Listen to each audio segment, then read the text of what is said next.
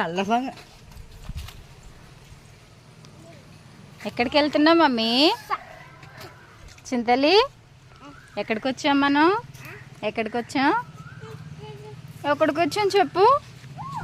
దెబ్బకాయ చెట్టు దగ్గరికి వచ్చామా? చూసేయండి ఫ్రెండ్స్, మా చెట్టుకి ఉన్న కాయలు దెబ్బకాయలన్నీ. కాకపోతే ఇంకా కాలేదు, ఎందుకంటే సీజన్ కాదు కదా. చిన్న చిన్న కాయలు ఉన్నాయన్నమాట. చూడండి, దగ్గరగా చూపిస్తా.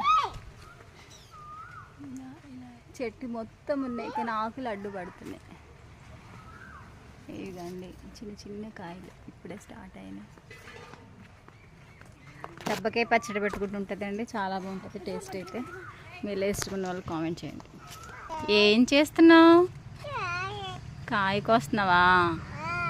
ఎందుకు? ఏం చేయాలి కాయల్ని? తినాలా? తింటావా?